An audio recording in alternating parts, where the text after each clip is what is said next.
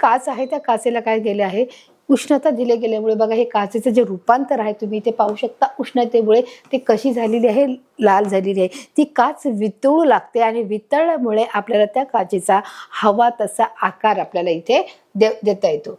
तुम्ही इथे पाहू शकता की कशा प्रकारे इथे आपल्याला आकार दिलेला आहे किंवा ती कशा प्रकारे ती वितळली गेलेली आहे हे देखील पाहू शकता.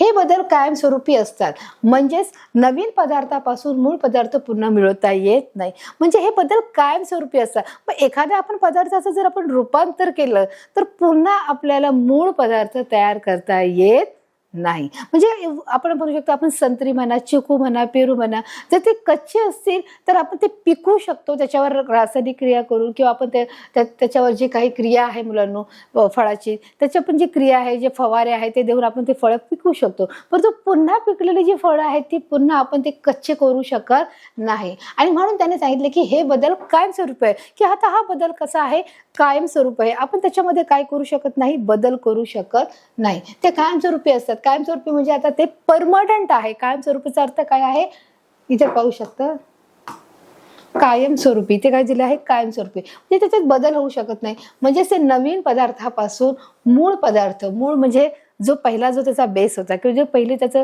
रंग होता, ज्याचा जो पहिला शेप होता, त्याचा जे काही आकार होता, त्याचा जो मुलांना आपण म्हणू शकतो त्याची जी टेस्ट होती, त्या सर्व गोष्टीमध्ये आपण काय करू शकत नाही, बदल करू शकत नाही, पुन्हा तो मिळवता येत नाही. आता तुम्ही समजा असं पाहिलं की एखादं लिंबाचं झाड आहे, मग त्या लिंबाचं झाड लावलं, त्या लिंबाच्या झाडाला छोटे छोटे काय येतात, समजा लिंबू येतात, मग आपण ते लगेच यूज करतो का, तर नाही. तर मग आई काय बोलते की नाही, अजून ते लहान आहे, छोटे आहेत, ते आपल्याला मोठे होतात, मग ते अजून थोडेसे मोठे होतात, परंतु ते छोटे असतात, ते एकदम कडक असतात, ते कच्चे असतात, ते एकदम असे कडक असतात आणि त्याच्यातून कोणत्याही प्रकारचा रस नसतो. पण आपण अजून काही कालांतराने बघितलं तर ते काय होतात, चांगले मोठे होतात, ते पिवळे होतात, ते जरासे नरम होतात आणि त्याच्यातला जो रस असतो तो देखील त्याच्यामध्ये आपल्याला दाबल्यावर आपल्याला समजतो. मग अशा प्रकारे या पदार्थामध्ये काय करतो आपण, मूळ जो बदल जर केला तर आपण थोडे दिवस काही थांबलो तर त्याच्या पदार्थामध्ये काय होतो, बदल होतो आणि तो मूळ पदार्थ पुन्हा आपण काय करू शकत नाही, तो छोटा कच्चा लिंबू आपण तयार करू शकत नाही किंवा बनवू शकत नाही. आणि म्हणून तसं त्यांनी सांगितलंय मुलांना की आपण पहिला काय करू शकत नाही, मूळ पदार्थ जर आपण एखादा पदार्थ बदलला तर मूळ पदार्थापासून आपण पुन्हा पहिल्यासारखा पदार्थ तयार करू शकत नाही. म्हणून त्यांना अपरिवर्तनीय बदल असे म्हटले जाते. म्हणून तो कसा आहे, अपरिवर्तनीय आहे, की आपण एकदा परिवर्तन करू शकतो, जे मूळ वस्तू आहे त्याच्यापासून आपण नवीन वस्तू तयार करू शकतो, परंतु नवीन केलेली वस्तू पुन्हा आपण काय करू शकत नाही, पहिल्यासारखी करू शकत नाही. समजा आपल्याकडे खूप सारे घरामध्ये बघा, इथे तुम्हाला दिलं गेलं आहे पहिलं उदाहरण, वाळू व चुनखडी याच्यापासून काय केली जाते, काच तयार केली. तर काच तयार करायची असेल तर आपल्याला वाळू आणि चुनखडी एकत्र करून आपण त्याच्यापासून काच बनवू शकतो. पण काचेपासून पुन्हा आपण ठरवलं की नाही, मला आता काच नाही पाहिजे, पुन्हा मला वाळू आणि चुनखडी वेगवेगळ्या स्वरूपात पाहिजे, तर तसं ते होऊ शकत नाही. एकदा तयार झालेली वस्तू असेल तर त्या तयार झालेल्या वस्तूपासून पुन्हा त्याच्यात जे एकत्रित केलेले जे घटक आहेत ते घटक आपण पुन्हा वेगळे करू शकत नाही, त्याचं सेपरेशन आपण होऊ शकत नाही. बघ आपण वाचूया, वाळू व चुनखडी पासून काच तयार केली जाते, पण काचेपासून पुन्हा वाळू व चुनखडी मिळवता येत नाही. अशा प्रकारे बघा ही मिक्स केलेली आहे जी चुनखडी आहे. चुनखडीचा वापर मुलांना आपण बांधकामाच्या मध्ये करत असतो. वाळू तुम्हाला माहिती आहे, जी समुद्राच्या किनाऱ्यावर जी वाळू असते, जी वजनाने कशी असते, हलकी असते, आपण हातात घेतल्यावरती हातातून काय होते, निसटून जाते. पण ती जर रेती घेतली तर ती हातातून निसटत नाही, कारण त्याच्यामध्ये घट्टपणा आहे. परंतु वाळू ही हलकी आहे आणि जो रेती आहे किंवा आपण बोलू शकतो जी माती आहे ती कशी आहे, वजनाने जड असल्यामुळे ती आपल्या हातातून घसरत नाही. मग वाळू आणि जी चुनखडी आहे त्याच्यापासून काच तयार केली जाते, परंतु काच एकदा तयार झाल्यावरती, प्रक्रिया पूर्ण झाल्यावर आपण पुन्हा त्या काचेपासून बोलू शकत नाही की आम्हाला वाळू आणि चुनखडी ही वेगवेगळी पाहिजे किंवा वेगळ्या सेपरेशनमध्ये पाहिजे, आपण तसं करू शकत नाही. तर अशा प्रकारे पुन्हा आपल्याला चुनखडी ही मिळवता येत नाही, वाळू ही परत आपल्याला मिळू शकत नाही. बघा अशा प्रकारे ही काच ऑलरेडी तयार झालेली आहे.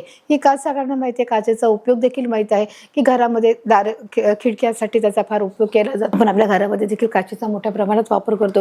काही काचेची भांडी आहेत, ग्लास आहेत, त्याचप्रमाणे कप आहे, आपण काचेचे वापरतो, याचा वापर करू शकतो. परंतु आपण पुन्हा काचेपासून वाळू आणि चुनखडी आपण मिळवू शकत नाही. वाळू आणि चुनखडीपासून आपण काच मिळवू शकतो, पण पुन्हा काचेपासून वाळू आणि चुनखडी आपल्याला मिळवता येत नाही.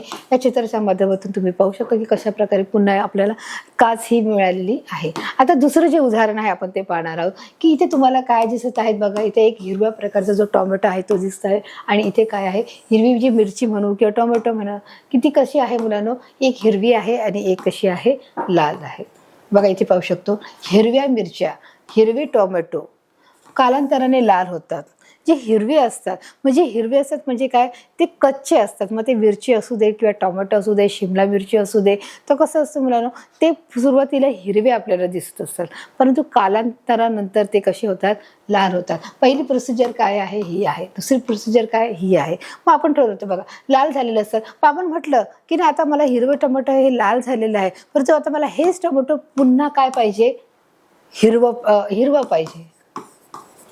असं होऊ शकतं का, नाही. ही प्रक्रिया पुन्हा होत नाही. म्हणून सांगितलंय की हिरवे टोमॅटो कालांतराने लाल होतात, परंतु लाल झालेले हे पदार्थ पुन्हा हिरवे होत नाही. एकदा लहान असलेलं मूल जेव्हा पुन्हा मोठं होतं तेव्हा आपण बोलू शकतो की नाही आता मला लहान व्हायचं आहे, तर ही गोष्ट अशक्य आहे. त्याचप्रमाणे ही देखील गोष्ट कशी आहे, अशक्य आहे की एकदा ही प्रक्रिया, त्याची जी प्रोसिजर आहे, जेव्हा ते झाडावर फळ असतं, मिरची म्हणा, ढोबळी मिरची म्हणा किंवा शिमला मिरची म्हणा, टोमॅटो म्हणा, हे कसे असतात, सुरुवातीला हिरवे असतात, परंतु कालांतराने त्याचे रंग बदलतो, त्याच्या आकारात फरक होतो आणि त्याच्यामुळे आपल्याला त्या गोष्टी कशा दिसतात, त्याच्यात बदल झालेला आपण पाहू शकतो. त्याच्यामुळे हे देखील काय आहे, मिरची म्हणा, टोमॅटो म्हणा, हे काय कालांतराने लाल होतात, परंतु पुन्हा ते हिरवे होऊ शकत नाही. हे पदार्थ पुन्हा हिरवे होत नाही. हे आपलं दुसरं उदाहरण आहे की मानवनिर्मित प्रक्रिया आपण जेव्हा करतो त्याच्यावर, तेव्हा पुन्हा ते काय होत नाही, मूळ अवस्थेमध्ये ते येऊ शकत नाही. मानवनिर्मित पदार्थाची उदाहरणे, मी त्यांनी सांगितले की मानवनिर्मित पदार्थाची कोणकोणत्या प्रकारची उदाहरणं आहेत हे देखील आपण समजून घेणार आहोत. याच्यामध्ये कोणकोणती उदाहरणं जसे आपण पाहिली आहेत की कोणती प्रक्रिया होऊ शकत नाही. अजून तुम्हाला नीट समजून सांगण्यासाठी त्यांनी तुम्हाला इथे एक आराखडा दिलेला आहे, मुलांना एक तक्ता दिलेला आहे. या तक्त्याकडे आपण विशेष करून लक्ष देणार आहोत. बघा इथे काय पाहिजे की वापरायचे क्षेत्र म्हणजे काय की आपण ज्या गोष्टी वापरत आहोत, कोणत्या ठिकाणी वापरत आहोत, कोणत्या गोष्टीसाठी आपण त्या गोष्टीचं वापरत आहोत, की ती गोष्ट कोणती आहे, त्याचे मूळ सूत्र काय आहे, बांधकाम आहे. बांधकाम म्हणजे काय की मग ते बांधकाम इमारतीचं असू शकतं, घराचं असू शकतं, एखाद्या हॉस्पिटलचं असू शकतं किंवा एखाद्या मोठ्या कन्स्ट्रक्शन साईटचं जे बोलू शकतं. आपलं बांधकाम म्हणजे कन्स्ट्रक्शन. मग त्याच्यासाठी लागणारे जे साहित्य आहे किंवा जे पदार्थ आहे, जे पूर्वीचे जे कोणते साहित्य होते, पूर्वीचे नैसर्गिक पदार्थ, की त्यावेळी जेव्हा एवढी टेक्नॉलॉजी ॲडव्हान्स नव्हती, की ज्यावेळेस कोणत्याही प्रकारची यंत्रणा उपलब्ध नव्हती, त्यावेळेस कोणत्या प्रकारचा उपयोग केला आहे ते आपण त्याच्याकडे लक्ष देणार आहोत. मग त्यावेळेस मला पाहिलं आहे बांबू आहे, की जे आपण लाकडापासून जे मिळत आहे, की जे बांबूचे झाड आहे ते बांबू कसे असतात, गोल प्रकारचे असतात, असे लांबट असतात आणि ते कसे असतात, गोल आकाराचे असतात. त्याला वरून निमुळता भाग आहे, खालून गोल आहे आणि ते कसे असतात, गोल आकाराचे, जे बारीक असतात, त्याची जी साईज देखील असते ती कशी असते, छोटी असते. त्याला बांबू बोलतात. दगड देखील काय आपल्या निसर्गामध्ये आढळत आहे. त्याचप्रमाणे माती ही देखील काय निसर्गात आहे, वाळू आहे, नारळाच्या झावळ्या म्हणजे की नारळाचे, जसं आपल्याकडे झाडावर पानं फुलं असतात, त्याचप्रमाणे जर नारळाचं झाड पाहिलं तर त्याच्या लांब लांब आकाराच्या काय असतात मुलांनो, अशा लांब असतात आणि अशा लांब आकाराच्या त्याच्या काय असतात, अशा झवळ्याच, त्याला काय बोलायचं, झवळ. मग त्याचा देखील ते वापर मातीच्या कामासाठी किंवा त्या घराच्या कामासाठी, बांधकामाच्या कामासाठी त्याचा केला जात असे वापर. चुना देखील हा देखील निसर्गामध्ये मिळत असतो. आता हे झाले पूर्वीचे नैसर्गिक पदार्थ, की पूर्वी कोणत्या प्रकारचे नैसर्गिक पदार्थ वापरत होते हे त्याची आपण उदाहरणे पाहिली आहेत. आताचे मानवनिर्मित पदार्थ, की त्यावेळेस कोणतीही टेक्नॉलॉजी नव्हती, कोणत्याही प्रकारची यंत्रणा नव्हती, त्यावेळेस मानव काय वापरत होता, तर ह्यावेळेस ह्या सगळ्या गोष्टी तो वापरत होता. परंतु आता तो काय वापरत आहे, आत्ताचे म्हणजे आताच्या ह्या युगामध्ये आपण मानव कोणत्या कोणत्या गोष्टीचा वापर करत आहे, तर बघा विटांचा वापर करते. मग मानवाने विटांचा शोध लावला. विटा कशा प्रकारे आपण बनवू शकतो याचा देखील त्यांनी शोध लावलेला आहे. सिमेंट कशा प्रकारे आपण बनवू शकतो याचा शोध लावला आहे. कॉन्क्रीट, ग्रॅनाइट पत्रे, प्लॅस्टिक आणि ॲम्बेसेडर्सचे पत्रे. मग अशा प्रकारे हे जे सर्व बांधकामासाठी याचा देखील तो काय करू लागला, वापर करू लागला. त्याचं तंत्र अवगत झालेलं आहे. त्या कशा प्रकारे आपण या गोष्टी बनवू शकतो. विटा, सिमेंट, कॉन्क्रीट, ग्रॅनाइट्स पत्रे, प्लास्टिक, ॲप्सेटचे पत्रे, ग्रॅनाइटचे पत्रे आणि ॲप्सेटचे पत्रे याच्यामध्ये देखील काय आहे, फरक आहे. हे देखील आपण याच्यामध्ये पाहिले. आणि जे नॉर्मल आहे, जे ॲल्युमिनियमचे पत्रे आहे त्याला काय म्हणतात, हे पत्रे आहे. मग घर बांधून झाल्यानंतर आपल्याला पत्राचा किंवा छप्परचा वापर करायला, मग आपण तो एकदा कौलारू घराचा करू शकतो किंवा आपण पत्र्याचा करू शकतो, ॲल्युमिनियमच्या पत्र्याचा करू शकतो, ग्रॅनाइटच्या पत्र्याचा करू शकतो किंवा ॲप्सेटच्या पत्र्याचा करू शकतो. म्हणजे जे मातीपासून बनलेले जे पत्रे आहेत ते देखील जड असतात आणि जे ॲल्युमिनियम पासून जे पत्रे बनलेले असतात ते वजनाने हलके असतात. त्याच्यामुळे त्याच्या भावामध्ये देखील काय असतो, फरक असतो. तर अशा प्रकारे पूर्वीचं जे बांधकाम आहे, की जे बांधकाम करायचं ठरलं तर लागणारं जे पूर्वीचं जे साहित्य आहे किंवा जे पदार्थ आहे आणि आताच्या साहित्याच्या पदार्थामध्ये बघा तुम्हाला फरक आढळत असेल, की इथे जे कोणत्याही प्रकारची नवीन टेक्नॉलॉजी इथे आढळत नाही. इथे जे आहे, जे सर्व काही निसर्गाच्या सानिध्यात ज्या गोष्टी आपल्याला मिळत आहेत त्याचाच वापर करून त्याचा काय करतायत, बांधकामासाठी वापर करतायत. परंतु इथे जर तुम्ही लक्ष दिलं तर इथे तुम्हाला कुठेही बांबूचा वापर करताना दिसत नाहीये. नारळाच्या झावळाचा म्हणा, चुनाचा म्हणा, त्याचप्रमाणे आपण एखाद्या लाकडाचा वापर करू शकतो. दरवाजाला, दारं खिडक्या बनवण्यासाठी आपल्याला जी चौकट आहे त्या चौकटीसाठी आपण लाकडाचा वापर करतो. परंतु अन्यथा बाकी बांबू, दगड, माती, नारळाच्या झावळा याचा, चुना याचा आपण इथे आपल्याला आत्ताच्या काळामध्ये आपल्याला हा वापर दिसत नाहीये. हे देखील तुम्ही पाहू शकता. आता बघा आपण पाहूया, आपलं दुसरं उदाहरण पाहणार आहोत की वापराचे क्षेत्र काय आहे आपण बघणार आहोत. बघा इथे वापराचं क्षेत्र काय, बघा वापराचे क्षेत्र काय आहे, आपण काय कोणत्या गोष्टीसाठी वापरणार आहोत, की लेखन साहित्य. मग लेखन साहित्यामध्ये आपण काय पाहणार आहोत, की पूर्वीचे कोणते नैसर्गिक काय होते, पदार्थ होते, की पूर्वीच्या काळी जर लिखाण करायचं ठरलं तर त्यासाठी कोणकोणत्या साहित्याचा ते काय वापर करत आहोत. बघा इथे पाहू शकता. बघा या चौकटीमध्ये इथे ही चौकट आहे. बघा त्यावेळेस कोणता वापर करत आहे, झाडाच्या साली. जे झाडं असतात त्या झाडाच्या ज्या साली आहे, जसं आपण पेन्सिलला बघा शॉर्प करतो आणि त्याच्यापासून जी साल निघते, तसं जे झाड आहे त्या झाडाच्या सालीचा देखील साहित्यामध्ये वापर, लेखनीमध्ये वापर करायचे. भुर्जपत्रे, खोडापासून बनवलेल्या लेखण्या, खोडापासून बनवलेल्या लेखण्या. भुजपत्रे म्हणजे की जे पत्रे आहेत, पानाचे जे पत्रे आहेत त्याचा देखील ते वापर करत असे. खोडापासून बनवलेल्या लेखण्या, जे खोड आहे, जे झाड आहे, जे झाडाचं जे खोड आहे त्याला आपण म्हणलो खोड आहे, या खोडापासून देखील काय बनवत असत, लेखण्या बनवत असत.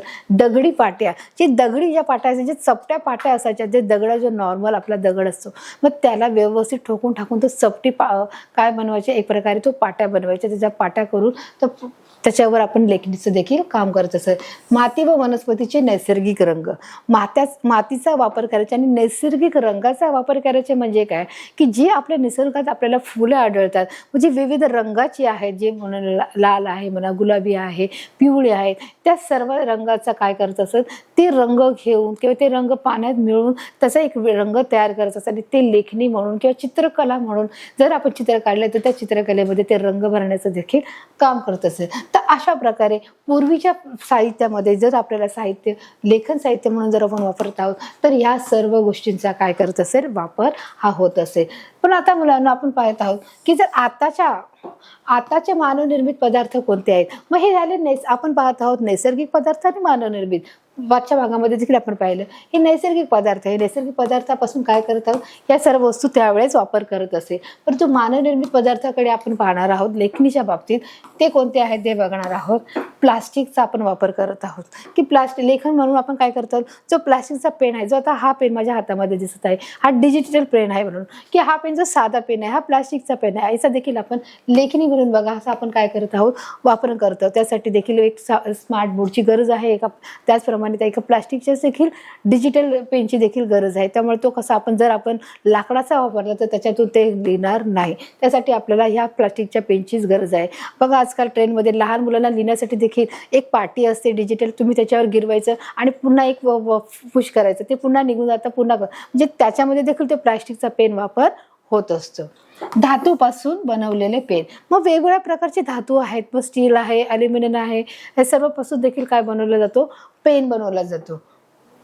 पेन्सिली, कागद, वह्या. पेन्सिली, कागद, वह्या. त्यावेळेस कोणत्याही प्रकारचे पेन्सिली, कागद, वह्या हा प्रकार नव्हता. त्यावेळेस ते भूजपत्रावर देखील लिहायचे, ज्या ठिकाणी ते दगडाच्या पाट्यावर देखील लिहायचे.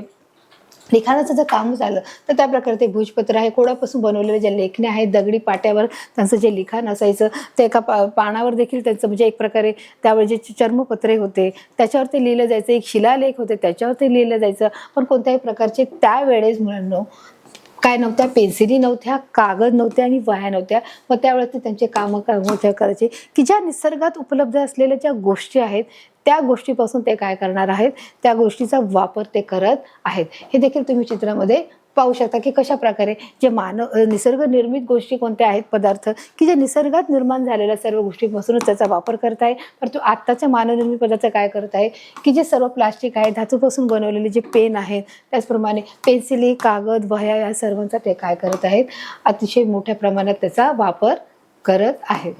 अशा प्रकारे आपण पाहत आहोत मानवनिर्मित साहित्य कोणते आहे आणि निसर्गनिर्मित साहित्य कोणते आहेत, त्याचा कोणत्या गोष्टीमध्ये वापर होत आहेत हे देखील आपण याच्यामध्ये बघत आहोत. आपण पाहत आहोत की निसर्गात निर्माण असणाऱ्या गोष्टी कोणकोणत्या आहेत आणि पूर्वीच्या काळी त्याचा वापर कसा होत होता आणि मानवनिर्मित पदार्थ ते कोणते आहेत आणि त्याचा वापर आपण काय करत आहोत, आत्ताच्या काळामध्ये आपण त्याचा हा वापर सर्रास करत आहोत. हे देखील आपण याच्यातून पाहत आहोत. बघा आता इथे जो तिसरा तुम्हाला मुद्दा दिला आहे तो देखील आपण पाहणार आहोत. तिसरा आपला मुद्दा आहे वापराचे क्षेत्र काय आहे, पाहू शकता धागे आहेत. काय आहेत, धागे. धागे म्हणजे जे आपण कपडे जे घालतो ते कपडे आपण डायरेक्ट कपडे असतात का, त्याच्यासाठी जो मूळ सूत्र काय आपण येत्या 5वीच्या विषयामध्ये आपण सायन्स विषयामध्ये परिसर अभ्यास 1 मध्ये आपण शिकलेलो आहोत की धाग्याचं जे मूळ सूत्र आहे ते काय आहे, कापूस आहे. म्हणजे कापूस काय आहे, प्रथम ही वनस्पती आहे, मग वनस्पतीपासून धागा मिळवला जातो, मग कापूस आहे त्याची शेती करावी लागते, त्या धाग्यापासून मग आपल्याला काय मिळेल. बघा पूर्वीचे हे नैसर्गिक साधन आहे. मग पूर्वी जर आपल्याला कपडा वापरायचा आहे मग तो कोणत्या कपडा आपण वापरू शकतो. बघा तिथे दिले पूर्वीचे जे नैसर्गिक साधन ते काय आहे, कापूस, रेशीम आणि लोकर. म्हणजे कापूस काय, आपण कापसापासून धागा मिळतो, मग कापसापासून मिळणारा धागा रेशीम आणि लोकर. रेशीम काय की जो किडा आहे, आपण त्याच्याविषयी देखील मुलांना माहिती घेतली होती मागच्या विषयामध्ये, इयत्ता 5वीच्या विषयामध्ये मुलांना पाहिलं होतं की कशा प्रकारे जो एक रेशीम हा एका किड्यापासून त्याप्रमाणे त्याची खेती केली जाते, त्याला पाळलं जातं आणि त्याच्यापासून जे रेशीम हे काढलं जातं, ते सूत विणलं जातं आणि मग रेशीम हा काय निघतो, आपल्याला जो धागा निघतो, तलम निघतो की जो आपण उंची वस्त्र म्हणून आपण बोललं जातो की जर आपण लग्न समारंभामध्ये गेलो तर आपण रेशीमच्या कपड्याचा जास्तीत जास्त वापर करत असतो. मग हे जे पूर्वापार आहे हे नैसर्गिक आहे की जो एक रेशीमचा किडा आहे, तर आपण बोलतो की रेशीम नावाचा जो एक किडा आहे त्याच्यापासून हे काय केलं जातं, रेशीम काढलं जातं. याचा आपण अभ्यास मागच्या वर्षी केलेला आहे. लोकर कशापासून काढलं जातं की जे मुलांना मेंढरं आहेत त्या मेंढरापासून त्याचे जे अंगावर जे केस आलेले असतात ते केस कातरून त्याच्यापासून देखील काय केलं जातं, कापड केलं जातं. मग त्याचा तो धागा तयार केला जातो, त्या धाग्यापासून वेगवेगळ्या प्रकारच्या आकाराचे काय केले जातात, धागे तयार केले जातात आणि त्या धाग्यापासून कपडे तयार केले जातात. मग हे झाले पूर्वीचे पदार्थ. म्हणजे हेच काय पूर्वीचे म्हणजे नैसर्गिक पदार्थ त्यावेळेस काय केले जाते, याच्यापासून सर्व कपडे बनवले जातात.